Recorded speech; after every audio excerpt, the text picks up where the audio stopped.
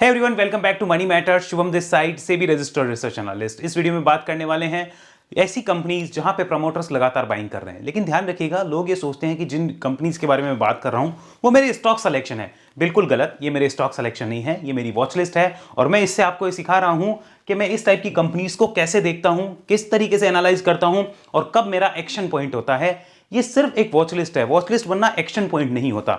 आपको दिन भर में 100 स्टॉक्स नजर आते हैं, लेकिन क्या 100 के 100 में एक्शन होते हैं? क्या नहीं होते। लेकिन वो आपकी वॉच लिस्ट का पार्ट हो सकते हैं। उनमें से 15 स्टॉक, उनमें से 20 स्टॉक, और 20 में से भी शायद 4 या 5 स्टॉक्स ऐसे होते हैं जो आपके एक्शन पॉइंट का पार्ट होते हैं। तो किसी टाइप से मेरी कोई रिकमेंडेशन नहीं है, किसी तरीके से कोई एडवाइस नहीं है। ये वीडियो सिर्फ एक एजुकेशनल, लर्निंग और नॉलेज कंटेंट के लिए आपके सामने प्रेजेंट किया जा रहा है, जिससे आप कुछ सीखें, समझे। मैं अपनी आइडियाज आपके साथ शेयर करता हूं कि मैं इनको कैसे देखता हूं और किस तरीके से एक्शन पॉइंट के ऊपर हम इनको रिव्यू करते हैं। तो इसको एजुकेशन पर्पस के लिए आपको देखना है। अगर आप रिकमेंडेशन मानेंगे, आपको भारी नुकसान हो सकता है। इस बात का विशेष ध्यान आपको रखना है। और यह भी आपको समझना है कि आप वीडियो से सीखते रहेंगे तो आपका भी थोड़ा नॉलेज बढ़ेगा, और कुछ बातें आप मुझे भी सिखा जाते हैं जो मैं आपके कमेंट्स में पढ़ता हूं, मुझे भी बड़ा अच्छा लगता है। तो प्लीज ये चीज कंटिन्यू करिए, लेकिन इसको रिकमेंडेशन बिल्कुल मत मानिए। अब आगे जो भी बात करेंगे वो सिर्फ आपको एजुकेशन पर्पस के लिए ही लेनी है। और ये भी ध्यान रखिए, हमारे नाम पे बहुत से फ्रॉड होते हैं, तो इससे आपको बच के रहना है। इसलिए आपकी स्क्रीन पे एक डाटा चल रहा है कि यहां पे कोई भी तरीके से आप ट्रांजेक्शन करें हमारी ऑफिशियल वेबसाइट से, हमारे व्हाट्सएप नंबर से संपर्क करने के बाद ही, अदरवाइज नहीं, आपके साथ फ्रॉड हो सकता है। आइए चलते हैं यहां पर क्या डिस्कस करने वाले हैं। आज का डिस्कशन है प्रमोटर बाइंग स्टॉक। अब मैं इनमें से ज्यादातर, मैं आज 3 कंपनीज के ऊपर बात करूंगा, उनमें से 2 ऐसी है जिनमें की लगातार प्रमोटर बाइंग हो रही है, जो कि मैं देख के थोड़ा सा हैरान हूं। 2 आप ऐसा कह लीजिए, तीनों ही ऐसी है जिनमें प्रमोटर बाइंग लगातार हो रही है पिछले 2-3 क्वार्टर से। तो मैं इसको स्टडी कर रहा हूं। उसके साथ ही इनके रिजल्ट्स देखेंगे, रिसेंट के रिजल्ट्स कैसे हैं। कुछ में अच्छे हैं, कुछ में बुरे भी हो सकते हैं, but still we need to check that.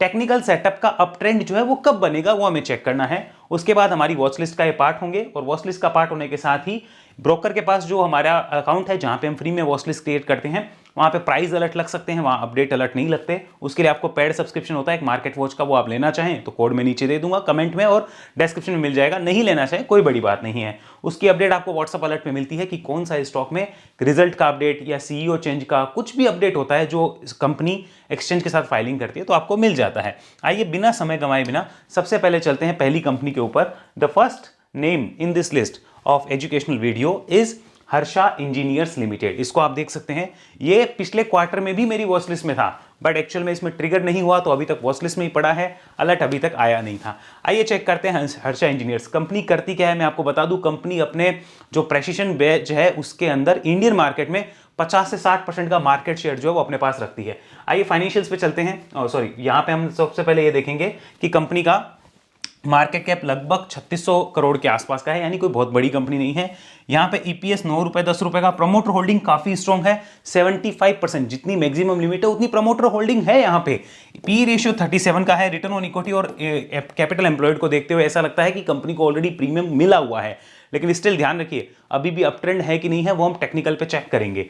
उसके बाद में 52 हाई 560 का है, राइट नाउ 398 के आसपास जो है वो ट्रेड कर रहा है। पीबी रेशियो 2.78 का है, यानी कि प्राइस टू बुक वैल्यू जो है वो 3 से नीचे का ही हमें देखने को मिलता है, तो हम ये नहीं कह सकते बहुत ज्यादा ओवर वैल्यूड है। फाइनेंशियल्स पे आते हैं। If you look at the financials, ये इंपॉर्टेंट डिस्कशन होगा। 365 crore was the sale of सितंबर quarter last year and 29 crore was the profit जो कंपनी ने लिया था। इसी को यहां पे 12% मार्जिन के साथ कंपनी लेके गई थी। नाउ दिस ईयर यहां पे आपका जो है थोड़ा बहुत तो बड़ा है रेवेन्यू, उसके साथ ही आपका बढ़ गया यहाँ पे मार्जिन्स। तो मार्जिन्स बढ़ते ही आपके नेट प्रॉफिट में क्या होना चाहिए, तेजी आनी चाहिए। तो नेट प्रॉफिट में यहाँ पे आपको जो है वो तेजी देखने को मिलती है। अगर आप देखेंगे तो लास्ट ईयर इंटरेस्ट का पेमेंट भी इतना ही था, आज भी इतना ही है, तो कोई मेजर चेंज नहीं हुआ है। लेकिन एक चीज आपने नोट करी, यहाँ क्वार्टर ऑन क्वार्टर भी आपकी रिवेन्यू बढ़ी है और प्रॉफिट जो है उसमें थोड़ी सी डिक्लाइन है, यानी कि प्रॉफिट आपके क्वार्टर ऑन क्वार्टर घटे हैं। स्टिल मार्केट यहां पे क्या देखना चाह रहा है, प्रमोटर क्या देखना चाह रहे हैं, वो हमें समझना है। अब इन रिजल्ट्स को देख के मुझे पता है क्या लग रहा है कि आप फ्लैट हो, मुझे तो लग रहा है फ्लैट हो। कोई रिजल्ट्स में कोई बड़ी ग्रोथ भी नहीं है, कुछ ऐसा नहीं है। प्रॉफिट्स भी अगर देखें तो फ्लैट है। बीच में एक बार ये गड़बड़ जरूर हुई थी जो आपको दिख रहा है, due to less margin maintain नहीं हुए थे, उस वजह से एक प्रॉब्लम हुई थी। लेकिन अभी अगर देखा जाए तो यहां पे मुझे तो फ्लैट नजर आता है, कोई बड़ी ग्रोथ नजर नहीं आती। लेकिन फिर भी यहां पे क्या हुआ है, प्रमोटर्स बाइंग हुई है, उसको हम देखेंगे। पहले आप ये देखिए एनुअल डाटा। एनुअल डाटा पे भी आपको चीज पता चलेगी। देख इसको चेक करिए आप जरा, आप फ्लैट ही हो पिछले 2-3 साल से, आप प्रॉफिट के टर्म्स में चले जाइए, यहां पे देखिए प्रॉफिट जरूर आपका पिछले साल से अब ट्रेलिंग 12 मंथ में बढ़ रहा है, लेकिन अगर ओवरऑल देखा जाए तो कोई ग्रोथ मुझे नजर नहीं आई थी। ऑल्दो मैं फिर कह रहा हूं कंपनी 50-60% मार्केट शेयर रखती है अपने बिजनेस में, अब तो ये सोलर ईपीसी बिजनेस में भी आ चुकी है, वहां से भी 9-10% की रिवेन्यू ला रही है, बाकी 90% रिवेन्यू जो है वो इसका जो मेन बिजनेस है प्रेसिशन बैच वाला वहीं से आ रहा है। आगे समझिए इसको शेयर होल्डिंग पैटर्न पे। अब ये वॉच लिस्ट में आया क्यों है मेरी, उसका सबसे बड़ा रीजन यहां पे देखिए, मार्च के अंदर प्रमोटर्स की होल्डिंग क्या थी 74.61, अब जून के अंदर उन्होंने होल्डिंग जो है वो थोड़ी सी बढ़ाई 74.72। कोई लोग कहते हैं ना कि यार थोड़ी थोड़ी होल्डिंग बढ़ाई है प्रमोटर ने, तो प्रमोटर आपसे और मुझसे पूछ के थोड़ी होल्डिंग बढ़ाएगा, वो थोड़ी होल्डिंग ही बढ़ा सकता है, मैक्सिमम लिमिट ही 75% है, वो कितनी बढ़ा लेगा। इस क्वार्टर में उसने और जो है 75% तक अपनी होल्डिंग जो है वो इंक्रीज कर ली है, यानी लिमिट फुल हो चुकी है, कोटा फुल हो चुका है। अब यहां से बिकने का ही सवाल आएगा, बढ़ने होल्डिंग बढ़ तो नहीं सकती क्योंकि मैक्सिमम होल्डिंग आ चुकी है, और अगर बेचना है प्रमोटर्स को तो जिस भाव पे लिया उस पे बेचने की संभावना कम होती है, उससे ऊपर बेचने की संभावना मानी जाती है, जनरल परसेप्शन है, ठीक है। और मार्च से जून में यहां पे एफआईआईज नहीं बढ़ाई, बट उसका कोई मैटर नहीं है बिकॉज वो लेस देन 1% रही है, और अभी उन्होंने थोड़ी सी कम करी। अब डीआईआईएस पे आइए, डीआईआईएस की होल्डिंग यहां मार्च से जून में बढ़ती है और अभी जून से सितंबर में वापस बढ़ जाती है, तो ये दो ट्रिगर जो है वो मुझे मजबूर करते हैं इसको वॉच लिस्ट में लेने के लिए कि इसको देखा जाए। प्लस कंपनी के फंडामेंटल्स में क्या भाई, आप 50 से 60% का इंडिया में मार्केट शेयर रखते हो अपने बिजनेस में, so that is also good. ये सारी चीज मजबूर करती है कि इसको वॉच लिस्ट में लो, लेकिन इसलिए मजबूर नहीं करती कि कोई एक्शन लो, इसलिए मजबूर नहीं करती कि इसको रिकमेंडेशन मानो, सिर्फ वॉच लिस्ट में लो, स्टडी करो। वॉच लिस्ट में लेने का मतलब क्या हुआ, इसको स्टडी किया जाना चाहिए, क्लियर।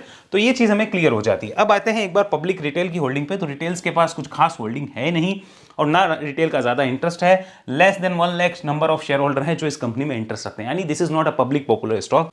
अब आइए चलते हैं एक बार इसके टेक्निकल डाटा पे, लेट्स सी टेक्निकल्स क्या बोलते हैं, यहां इसको समझना बहुत जरूरी है। सबसे पहले आते हैं यहां पर, this is the technical structure of company.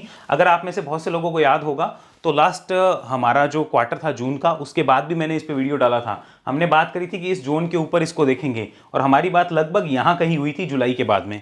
यहां पर देख लीजिए, अगर वाकई में कंपनी में ट्रेंड बनना होता तो ये रेजिस्टेंस कटता कि नहीं कटता, आज तक नहीं कटा। भले ही रिजल्ट कितने ही अच्छे आ जाए, भले ही कंपनी लॉस से प्रॉफिट में आ जाए, भले ही प्रमोटर्स ने होल्डिंग बढ़ाई हो, कोई मैटर नहीं करता अगर ट्रेंड नहीं है तो, ये ध्यान रखिएगा। Because what we are looking for the swing and we are looking for the momentum only, okay.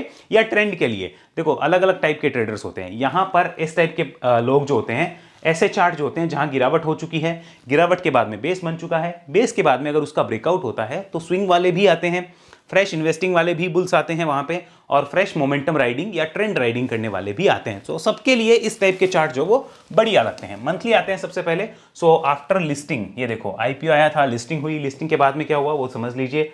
यहाँ पे आपको सिचुएशन दिख रही है। एक इंटरेस्टिंग डाटा नोट करिए, इस जोन के अंदर पीछे भी यहां रुका था, इसी जोन के अंदर अभी भी यहां रुका हुआ है। आपको समझ आया कुछ, इस जोन के अंदर पीछे भी यहां रुका, ब्रेकआउट के बाद क्या हुआ, इस जोन के अंदर अभी भी रुका हुआ है, we need a breakout, breakout के बाद एक्सपेक्टेशंस है कि शायद कुछ एक्शन देखने को मिले, we should review about the breakout, this is not my recommendation, again reminding, okay.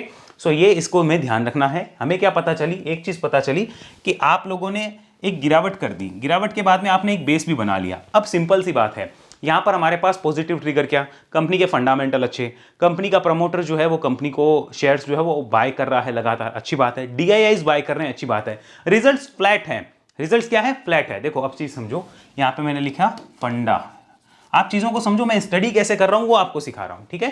Fundamental, okay. अब हम बात करते हैं प्रमोटर बाइंग, प्रोम प्लस डीआईआई, ओके, यहां पे बाइंग हुई है, इसको फुल मार्क्स। अब आओ रिजल्ट्स पे, तो रिजल्ट्स क्या है, रिजल्ट्स हैं फ्लैट, क्या है, फ्लैट है रिजल्ट्स, कोई बड़ी ग्रोथ नहीं है, कोई कुछ नहीं है। तो अब मैं क्या मान के चल रहा हूं, टेक्निकल मुझे क्या बोल रहा है, टेक्निकल भी क्या बोल रहा है, टेक्निकल इज ऑल्सो फ्लैट, भाई फ्लैट ही है, साइडवेज ही है। अब सुनो इंटरेस्टिंग डाटा, अब अगर मार्केट को लगा कि रिजल्ट्स अच्छे आएंगे तो बोलो वो ब्रेकआउट कराएगा कि नहीं कराएगा, हाँ या ना, सोच के देखो, थोड़ा सा सोचो, थोड़ा सा थम जाओ, पोज लो और सोचो कि अगर मार्केट को लगता है कि रिजल्ट्स अच्छे आएंगे तो वो टेक्निकल में ब्रेकआउट करवा देगा, सिंपल बात है। तब हम क्या करेंगे, तब इस पॉइंट पे हम रिव्यू करेंगे, ओके, इस पॉइंट पे हम रिव्यू करेंगे। क्या अभी हम रिव्यू कर रहे हैं, नहीं। अगर मार्केट को लगता है रिजल्ट अच्छे नहीं है तो या तो साइडवेज रखेगा, फ्लैट के फ्लैट रहे तो साइडवेज रखेगा, आने वाले रिजल्ट्स अगर उसे अच्छे नहीं दिखते तो वो साइडवेज कर देगा, और उसे लगा कि बहुत ही बुरे हैं तो फिर नीचे की तरफ डालेगा। हमारा इन दोनों केस से साइडवेज और नेगेटिव से कोई लेना देना है ही नहीं, इसको वॉच लिस्ट में रखना है खाली, सिंपल आया। जिस दिन इसके ऊपर आएगा रिव्यू करेंगे। अब बोलो रिकमेंडेशन किस तरीके से हो गई, ये स्टॉक सिलेक्शन किस तरीके से हो गया, हुआ ही नहीं है, सिर्फ एक वॉच लिस्ट है। क्लियर हुआ, समझ आई ये चीज, ऐसे स्टडी करना है और देखना है। सो यहां पे मंथली चार्ट क्या बोल रहा है कि ये एक ट्रेंड कंटिन्यूएशन हो जाएगा। कैसे हो जाएगा आप समझो, यहां पे आप नीचे आए, थमे, एक आपने बुल्स ने यहां पे वापसी करी, बेयर्स ने अटैक किया और 5 महीने से वो कंसोलिडेशन जोन में है। तो बेयर्स का अटैक इसके ऊपर नलीफाई होगा कि नहीं होगा, बेयर्स का अटैक खत्म हो जाएगा कि नहीं हो जाएगा। बेयर्स की जहां से सबसे ज्यादा स्ट्रेंथ थी उसी पॉइंट को काट दिया, तो वहां पे बेयर्स का जो घुटना है वो टूट जाएगा कि नहीं टूट जाएगा, ये बताओ। समझ आया, क्लियर हुआ। आओ आगे चलते हैं। अब चलते हैं वीकली चार्ट पे। कितना इजी तरीके से चीजें हैं, कॉम्प्लिकेटेड नहीं करनी, और जितना कॉम्प्लिकेटेड आप करोगे उतनी ज्यादा होगी। उसका आप अपने लाइफ में भी देख लेना, आप अपने रिलेशंस को जितना सिंपल रखोगे उतने वो सिंपल रहेंगे, और जितना आप कॉम्प्लिकेटेड करना चाहो उतने कॉम्प्लिकेटेड होंगे। सेम आपके स्टॉक्स में भी वैसा ही होता है, जितना आप सिंपल रखोगे उतनी सिंपल चीजें रहेंगी, और जितना आप कॉम्प्लिकेटेड करना चाहते हो उसका कोई अंत नहीं, आप कर सकते हो। ठीक है, यहां पे देखिए, तो सेम चीज हमें यहां स्टोरी पता चल रही है कि यस, यहां पे देखो बुल्स ने एक तेजी दिखाई, बेयर्स ने अटैक किया, और बेयर्स अभी तक वहां पे अपनी ग्रिप बना के रखे हैं, लेकिन बुल्स ने भी और नीचे नहीं जाने दिया, ये आपको दिख रहा है। हमें कोई लेना देना नहीं है, दोनों को लड़ने दो, जितना लड़ते हो उतना लड़ने दो। जिस दिन बुल्स यहां आएंगे हम कहेंगे हम भी आ रहे हैं भैया, हम भी आपका जो कहते हैं ना साथ लेकर ये समुद्र पार करना है, हमें भी करवा दो। ठीक है, क्लियर। डेली चार्ट पे चलो, और लॉन्ग टर्म मूविंग एवरेज की लाइन को भी मैं यहां पे लगाता हूं, इसको जरा एक बार ध्यान से देख लो। This is long term moving average line daily chart पे, इस पॉइंट से नीचे आई, उसके बाद एक बार भी इसके ऊपर सस्टेन किया क्या, द आंसर इज नो। तो अगर अब ब्रेकआउट हुआ तो ऑटोमेटिक सस्टेन हुआ कि नहीं हुआ, बोलो सीताराम। समझ आया, क्लियर हुआ। तो इस तरीके से चीजों को देखना है, कॉम्बिनेशंस बना के उनको अंडरस्टैंडिंग में लाना है। डिस्क्लोजर के तौर पे मैं आपको ये बता दूं, आने वाले टाइम में हो सकता है जब ये ऐसा ब्रेकआउट करे तो शायद मैं इसको बहुत सीरियसली रिव्यू करूं, और शायद हमारे इन्वेस्टमेंट के जो हमारी सर्विसेज हैं सेबी रजिस्टर्ड, उसमें भी मैं इसको क्लियर कट तरीके से देखने के बाद कुछ काम वहां पे करूं या कुछ एक्शन लूं। तो आप भी इसको रिव्यू जरूर करिएगा। चलते हैं सेकंड कंपनी के ऊपर। सेकंड कंपनी इस लिस्ट में जो आ रही है, the company name here is, यहां पे मैं डालता हूं गोदरेज प्रॉपर्टीज। यहां पे देखिएगा, ओह ये जीजी खुल गया, रुको, गोदरेज प्रॉपर्टीज खोलना है अपने को, गोदरेज प्रॉपर्टीज। आइए इसको खोलते हैं, ये गोदरेज प्रॉपर्टीज। अब लगभग ये कह लो आदि मुंबई के मालिक हैं, बोलना तो नहीं चाहिए लेकिन आदि मुंबई के मालिक गोदरेज वाले ही हैं, आप ऐसा समझ के चलिए। इनके पास जो लैंड है, इनके पास जो एरिया है, कांट डिस्क्राइब दैट, बहुत गजब का काम है इनके पास। ठीक है, अब इनके फंडामेंटल्स देखने जाओगे, अगर फंडामेंटल के वो फॉर्मूले आजमाए तो शायद कभी काम हो ही ना, but still we need to check everything. यहाँ आते हैं, कंपनी का बिजनेस क्या है भाई, गोदरेज प्रॉपर्टीज का। जो मुंबई में रहते हैं वो कमेंट में बता दो, मैं इसके ऊपर क्या डिस्कशन करूं। ठीक है, मार्केट कैप लगभग 65,000 करोड़ के आसपास का। डेट कंपनी के ऊपर थोड़ा सा है, ज्यादा नहीं है, बट स्टिल ये नहीं होना चाहिए, अगर कम होता तो बढ़िया, बट काम ही, बिजनेस मॉडल ही ऐसा है आपका लैंड का, तो आपको जरूरत भी पड़ती रहती है। प्रमोटर होल्डिंग 47% है। आई आगे, पी रेशियो जो है वो लगभग 42 के आसपास का है। रिटर्न ऑन इक्विटी 7 और रिटर्न कैपिटल एम्प्लॉयड 8 के आसपास का है। प्राइस टू बुक वैल्यू लगभग 3 से ऊपर का ट्रेडिंग यहां पे होता हुआ नजर आता है। बेसिक लेवल डाटा है जो हमें पता होना चाहिए। फाइनेंशियल्स पे आते हैं। अब अगर आप इसके फाइनेंशियल्स देखने लगोगे तो आपको चीजें और क्लियर हो जाएगी। लास्ट ईयर सितंबर का रिवेन्यू, टोटल रिवेन्यू, इसमें अदर इनकम इंक्लूड होता है, ध्यान रखो, क्योंकि इसका जो मेन बिजनेस है ना वो अदर इनकम ही है, ऐसा मानो। इसका कोई ऑपरेशनल इनकम से रिवेन्यू कम होता है, अदर इनकम से ही ज्यादा होता है, आप ऐसा समझिए। तो 1347 से 1950 करोड़ का इनका टोटल रिवेन्यू आता है, और यहाँ पे 3% मार्जिन थे, जो मार्जिन यहाँ पे -80% आपको नजर आ रहे हैं। क्यों आ रहे हैं, क्योंकि अगर आप इसका खाली अदर इनकम हटा के डाटा देखेंगे तो -80% के लगभग नजर आएगा। उसको आप छोड़ दीजिए, आप नेट रिजल्ट के ऊपर एक बार फोकस करिए। 334 करोड़ का प्रॉफिट था, वो बढ़ के अभी 403 करोड़ के लगभग हो गया है। अब यहां पर अगर आप देखेंगे इंटरेस्ट पेमेंट तो 45 करोड़ था, वो इंटरेस्ट पेमेंट यहां पे 22 करोड़ के लगभग, और ये पिछले 3 क्वार्टर से मैंने नोट किया था कि गिरता हुआ नजर आ रहा है। अब इसके बहुत से रीजंस हमें इतना इन डेप्थ नहीं जाना है, क्योंकि उस एनालिसिस का कोई अंत नहीं है, कोई अंत नहीं है। आप प्रमोटर ने खांसी भी ली है ना तो भी शेयर गिर जाएगा, फिर तो उसके रीजन क्या आएंगे, भाई प्रमोटर ने खांसी ली थी इसलिए शेयर गिर गया। अच्छा क्यों, वो बीमार चल रहा है, उसके बाद कंपनी का करता धरता कोई नहीं है, तो वो तो अंत ही नहीं है उस एनालिसिस का। ठीक है, इतना क्लियर हुआ। अगर हम क्वार्टर ऑन क्वार्टर देखें तो यस, थोड़ा सा जंप देखने को मिला है। प्रॉफिट के टर्म्स में आए तो प्रॉफिट में थोड़ी सी गिरावट है, यानी क्वार्टर ऑन क्वार्टर तो ग्रोथ नहीं है, बट ईयर ऑन ईयर इन्होंने थोड़ी बहुत जो ग्रोथ है वो दिखाई है। अब मेन चीज कि ये वॉच लिस्ट में क्यों आया है उसको समझो। उससे पहले एक बार देख लेते हैं इनके एनुअल डाटा को। यहाँ पे आइए, एनुअल डाटा क्या बोलते हैं वो नोट करिए। फिर आपको दिखाता हूं कि वॉच लिस्ट में लेने का रीजन क्या है। यहां पे आ जाइए। तो कंपनी एक रेपुटेड ग्रुप से है, इस कंपनी में वो रिस्क तो है नहीं कि यार क्या हो जाएगा, कल को क्या ही होगा, कहीं प्रमोटर भाग गए, वो तो रिस्क है ही नहीं, ठीक है। एक रेपुटेड ग्रुप है। यहाँ पे अगर आप देखेंगे तो रेवेन्यू के अंदर मुझे कोई दिक्कत नजर नहीं आती। सिंस लास्ट 3-4-5 ईयर्स मुझे कोई प्रॉब्लम नजर नहीं आ रही है। अगर यहाँ नेट प्रॉफिट के टर्म्स में देखा जाए तो यहाँ पे एक चीज दिखेगी कि company highest ever net profit post कर रही है ट्रेलिंग 12 मंथ में, तो मुझे तो यहां भी कोई प्रॉब्लम नजर नहीं आती है, ठीक है। अब आते हैं यहां पर शेयर होल्डिंग डाटा के ऊपर। This is the share holding data, यहां आ जाइए। So this is share holding data. अब इंटरेस्टिंग चीज की वॉच लिस्ट में क्यों आया, बीच में देखो प्रमोटर होल्डिंग यहां पे घटी थी, ये आपको दिख रही होगी। देयर में be an number of reason for that, हम उसमें नहीं जा रहे हैं, ठीक है। कोई बोलेगा कि इस वजह से घटी, को नहीं, हमें नहीं जाना। कोई बोलेगा इस वजह से बढ़ी, उसमें भी नहीं जाना। उसका नाम आया है ना, बस मेरा काम है वहां पे उसको चेक करो, ठीक है। यहां पे प्रोमोटर्स ने दिसंबर से मार्च में होल्डिंग बढ़ाई, मार्च से जून में होल्डिंग बढ़ाई, जून से सितंबर में भी इनकी होल्डिंग जो है वो बढ़ती हुई नजर आई है। So that's the first reason की वॉच लिस्ट में आना चाहिए। और दूसरा क्या था, ट्रेलिंग 12 मंथ में बढ़िया प्रॉफिट, बढ़िया नंबर और सेल जो है वो हो रही है। अब आइए यहां पर एफआईआईज ने जो है यहां पे इंक्रीज की जगह डिक्रीज किया है लगभग 2% के आसपास, ये हमें ध्यान देना होगा।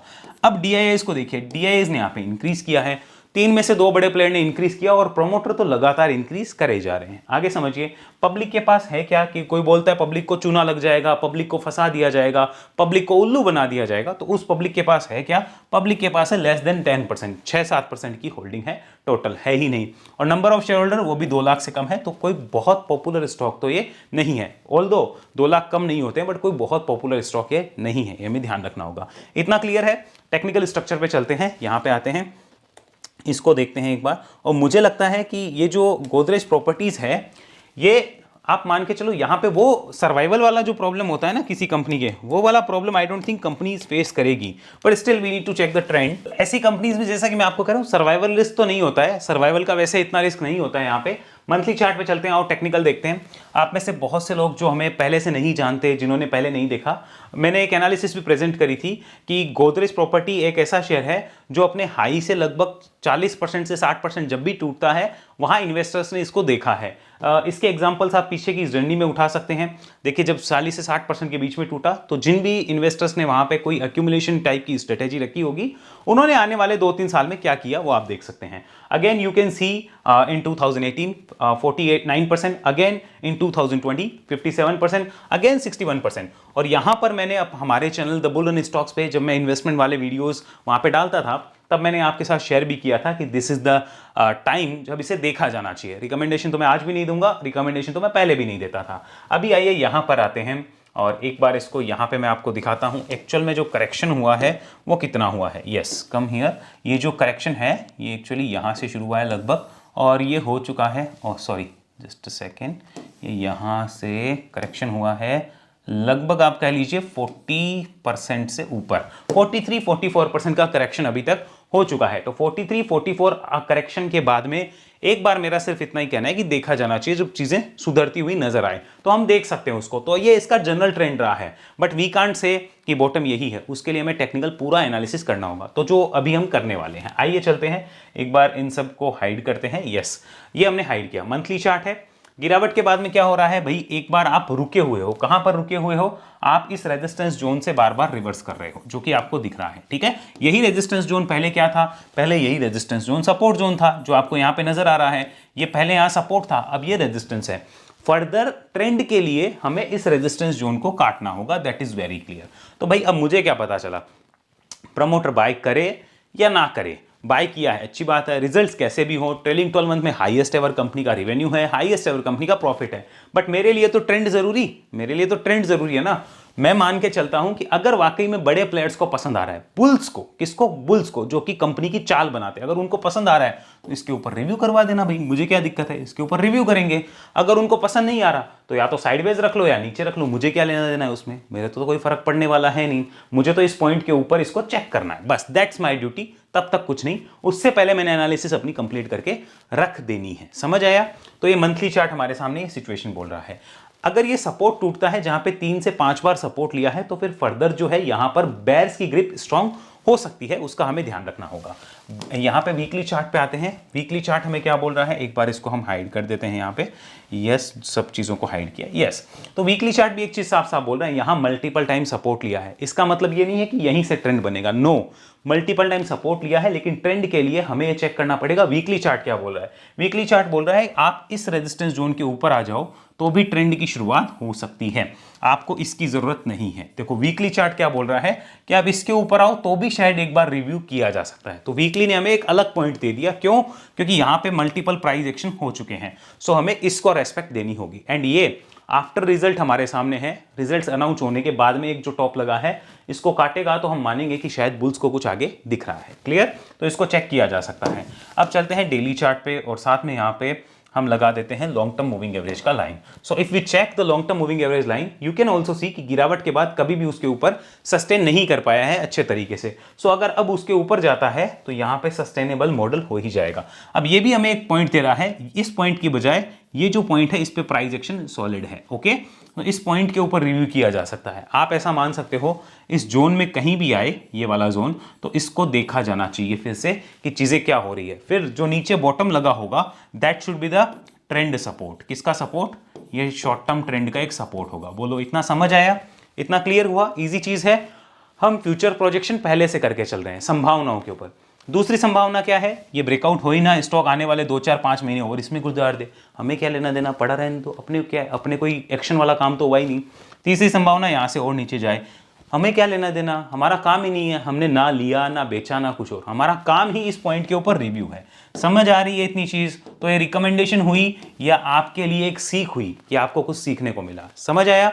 आगे चलें, अब थर्ड के ऊपर चलते हैं बिना समय गंवाए, क्योंकि उसके ऊपर डिस्कशन भी इंपॉर्टेंट है। थर्ड चार्ट या थर्ड आप कह लीजिए कि जो लिस्ट में हमारे स्टॉक है, the company name here is DB Corp. आइए इसको देखते हैं। इसके अलावा भी बहुत है, मैं धीरे धीरे एक एक करके आपके सामने लाता रहूंगा, लेकिन यहां पर लगातार प्रमोटर बाइंग होना मुझे थोड़ा सा मजबूर करता है कि इनको देखा जाए क्यों हो रही है। इसे शेयर होल्डिंग पे आते हैं। सबसे पहले देख लीजिए क्यों मैं यहां लाया हूं, इसको समझिए, चेक करिए। यहां पे 72.35% प्रमोटर होल्डिंग थी दिसंबर से, और मार्च में हो गई 72.95, बढ़ गई, फिर हो गई यहाँ पे जून में 73.48, फिर बढ़ गई, फिर हो गई यहाँ पे 73.77, फिर बढ़ गई। तो आखिर चेक करना बनता है कि नहीं बनता है? अब बताओ, क्लियर हुआ? तो इसलिए चेक करना जरूरी है। अब आओ यहाँ पे FIIs को देखो। FIIs की यहाँ पे होल्डिंग जो है वो लगातार घटती जा रही है, ये भी नोट करने वाली बात है। DIIs का कुछ नहीं है, 4% के लगभग है, वो उसी के अकॉर्डिंग चल रहे हैं। पब्लिक के पास आते हैं। क्या पब्लिक को बहुत बड़ा चूना लगाने वाला कंपनी है क्या कि पब्लिक को चूना लगा देगी? तो आंसर इस पब्लिक के पास है क्या जो चूना लग जाए? 6% की होल्डिंग में क्या ही कर लेगा कोई? समझ आ रहा है? तो यानी कि ऐसा कुछ नहीं है। फिर पब्लिक पॉपुलर स्टॉक भी नहीं है ये वाला। और ये कंपनी करती क्या है? डीबी कॉप, अगर कोई बता सके तो। दैनिक भास्कर का नाम शायद आपने सुना होगा, हालांकि ये बिजनेस मॉडल जो थोड़ा अलग टाइप का है, बट आपने नाम सुना होगा। यहाँ करप्शन भी बहुत होता है, ये भी आपको पता है। यहाँ चलते हैं, आइए ओवरव्यू के ऊपर, यहाँ आ जाइए। लगभग 5,000 करोड़ से कम की मार्केट साइज है अभी, और अगर प्रोमोटर होल्डिंग देखी जाए तो स्ट्रॉन्ग है। पी रेशियो ठीक ठाक है, looking at the ROC and ROE। अब इसको पता है ज्यादा पी रेशियो क्यों नहीं मिलता? क्योंकि इसके बिजनेस में प्रॉफिट एंड सेल बहुत फ्लक्चुएट होते हैं। जैसे अभी चुनाव थे तो इनको खूब भर भर के पैसा मिलता है एडवर्टीजमेंट का और दूसरे रास्ते से। हाँ, वही जो आप सोच रहे हो वैसे भी मिलता ही है, बिल्कुल मिलता है, हर पार्टी करती है, तो इनको मिलता है। लेकिन उसका बेनिफिट शेयर होल्डर को नहीं मिलता है। उसका बेनिफिट किसको मिलता है? टॉप जो पर्सन्स होते हैं, जो मीडिया स्टार्स है, उनको मिलता है, आपको मुझे थोड़ी मिलता है। सो शेयर होल्डर्स को वो वैल्यू मिलती नहीं है। दैट्स वाई पी रेशियो कम है, और कम पी पे भी ये ट्रेड हो रहा है, और भले ही ROC ROE ज्यादा क्यों ना हो। इसका रीजन समझ आ गया? नया सीखने को मिला तो ताली बजा दो। पीबी रेशियो लगभग 2 के आसपास है। ठीक है, आगे चलते हैं। यहां पे इसको कन्वर्ट करेंगे फाइनेंशियल्स के ऊपर। Let's check what about the financial. सितंबर में 583 करोड़ का सेल था लास्ट ईयर, और 83 करोड़ का profit. This year 635 crore is the sale and 94 crore is the profit. अगर मैं देखूं तो ईयर ऑन ईयर ग्रोथ है, प्लस क्वार्टर ऑन क्वार्टर भी अगर यहां पे देखा जाए तो ग्रोथ अच्छी है, विद द इंप्रूव्ड मार्जिन्स जो कि 20 से 2% हुए, और ईयर ऑन ईयर देखें तो 22 के 22 ही मेंटेन कंपनी ने किए हैं। एक इंटरेस्टिंग डाटा और लेते हैं यहाँ पर, एनुअल कन्वर्ट करते हैं with the annual conversion. Look at this, company क्या कर रही है? तो कंपनी की जो अभी ट्रेलिंग 12 मंथ की रेवेन्यू है वो हालांकि 2024 से कम है। 2024 वाले से क्यों कम है? क्योंकि उसमें आप कह लीजिए कि चुनावों का जो पहले का दौर होता है 6 महीने पहले का, उसमें अच्छा खासा काम होता ही है। तो आपको भी दिख रहा होगा वैसे फ्लैट है, लेकिन ये भी हमें नोट करना होगा कि जब जब चुनाव पास आएंगे या जब जब मीडिया का काम बढ़ेगा तब तब इन कंपनीज को फायदा मिलना कंपलसरी, आप मानिए। अब इन कंपनीज के मैनेजमेंट के ऊपर है कि वो किस रूट से पैसा लेते हैं। देखो बहुत सिंपल बात है, ये कंपनीज ट्रस्टवर्दी नहीं होती है, क्योंकि अगर मैनेजमेंट खराब है तो आप कुछ भी नहीं कर सकते, और मैनेजमेंट अच्छा है then it is very good, depend करता है। ओके, लेकिन हमें चेक करना होगा। मार्जिन्स को आप देखेंगे तो उस टाइम मार्जिन्स देखिए और उसके बाद के मार्जिन्स आप देख सकते हैं। रीजन, जितना बड़ा चुनाव उतना बड़ा पैसा उतना बड़ा काम। आगे देखिए प्रॉफिट्स को भी अगर आप देख लें तो ये सारे काम उसी वजह से होते हैं। ठीक है, आगे चलते हैं। यहां पर शेयर होल्डिंग जैसे मैंने आपको दिखाई दिया, इसमें आई डोंट थिंक आपको डाउट होगा। अब चलिए एक बार टेक्निकल स्ट्रक्चर पे बिना टाइम गवाए, और इन सब में, इन तीनों में जो सबसे बढ़िया मुझे लगा है वो भी मैं आपको लास्ट में बताऊंगा कि इन तीनों में सबसे बढ़िया मुझे कौन सा चार्ट, बिजनेस एंड ये चीजें लगी है वो मैं आपको बताऊंगा। यहां पे आते हैं monthly chart, DB Corp. Okay, Dainik Bhaskar जो है वो इनका काम है, आपको पता ही होगा, अगर आपने नहीं देखा है तो आप देख लीजिएगा एक बार। कंपनी का अगर आप ओवरऑल देख लेंगे रिटर्न, तो आफ्टर लिस्टिंग इन 2010 आज तक कोई खास रिटर्न्स कंपनी ने नहीं दिए हैं, यानी कि ये कंपनीज सिर्फ स्विंग एंड मोमेंटम वालों के ही काम की होनी चाहिए। यहाँ पे swing and momentum he play हुआ है। यहाँ पे कोई बड़े इन्वेस्टर्स आई डोंट थिंक कि सीरियस इन्वेस्टर्स इंटरेस्ट लेंगे। क्यों नहीं लेंगे, उसका बहुत सिंपल रीजन जो मैंने आपको एक्सप्लेन किया, due to corruption in the media group also. तो वो सारी चीजें वो देखते हैं। यहां आ जाइए, रिसेंट में गिरावट में अगर प्रमोटर बाय कर रहे हैं, ये चीज सोचने वाली है। अगर आप देखेंगे तो गिरावट के अंदर ही, जैसे आपने देखा दिसंबर से मार्च के बीच होल्डिंग इंक्रीज हुई, तो देखो ये जनवरी फरवरी मार्च वाला ये जो कैंडल है इसके अंदर हुई है, यानी कि गिरावट में अगर प्रमोटर्स ले रहे हैं वी शुड चेक। और अब हमने क्या देखा, यहां पर 4-5 महीने से कंसोलिडेशन का रेंज जो है वो बना हुआ है। बहुत बढ़िया बात है। वीकली कन्वर्जन लाते हैं। वीकली कन्वर्जन में भी एक चीज साफ साफ नजर आ गई। चलिए इसको हम यहां पर लेते हैं। ये देखिए कि ये इस जोन से बार बार रिजेक्ट हो रहा है, और ये जोन कौन सा हो गया, कब से रिजेक्ट हो रहा है, ये हो रहा है लगभग जनवरी से रिजेक्ट हो रहा है। इस जोन के ऊपर 280-290 का जोन है, यहां से लगातार रिजेक्ट हो रहा है।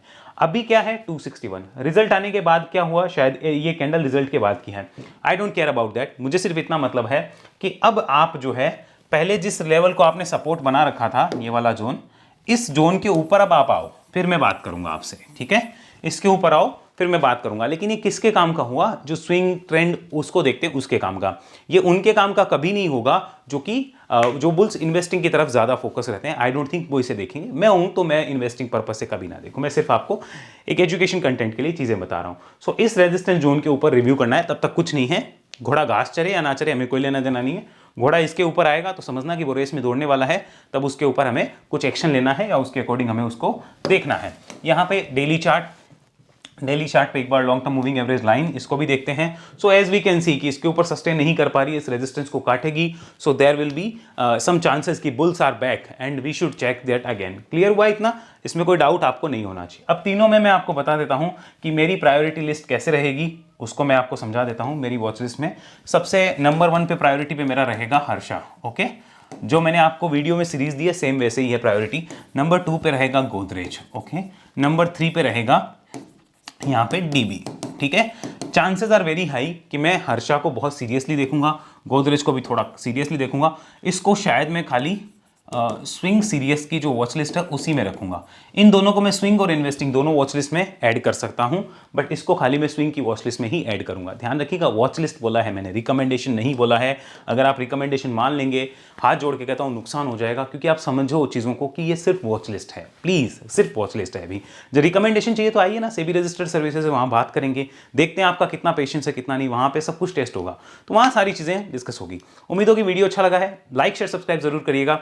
और अगर ऐसी एनालिसिस सीखना चाहते हैं तो वेब एनालिसिस में आ सकते हैं, उसके लिए आप इस नंबर पे व्हाट्सअप मैसेज कर सकते हैं। ध्यान रखिए हमारी कोई कॉलिंग लाइंस नहीं है, आपको सिर्फ व्हाट्सअप मैसेज करने होते हैं या राइटिंग में ही कम्युनिकेशन करना होता है। हम रिटन कम्युनिकेशन को प्रेफर करते हैं, कोई कॉलिंग पे हमारी टीम किसी से बात नहीं करती। सिर्फ वेब एनालिसिस के लिए अगर किसी को आना है तो वो मेरे साथ कॉल अरेंज जरूर होता है। बाकी हमारी सेबी रजिस्टर्ड सर्विसेज के लिए किसी से कोई बात नहीं होती ड्यू टू सेबी कंप्लायंसेस। बहुत लोग ये बोल देते हैं हमें तो प्रॉमिस किया गया था रिटर्न्स का, so we want to keep everything in writing कि हम कोई प्रॉमिस नहीं करते। Investment in securities markets are always subject to market risk and there is no guarantee of profit. अगर बेकार केस आया तो आपकी पूरी कैपिटल भी यहाँ मार्केट में साफ हो सकती है, जैसे कोविड का अगर कोई केस आ गया तो। ये हम डिस्क्लोजर देना चाहते हैं, जो कि एक सेबी का ऑफिशियल डिस्क्लोजर है भी। मिलेंगे अगले वीडियो में, तब तक के लिए धन्यवाद। जय हिंद, जय भारत।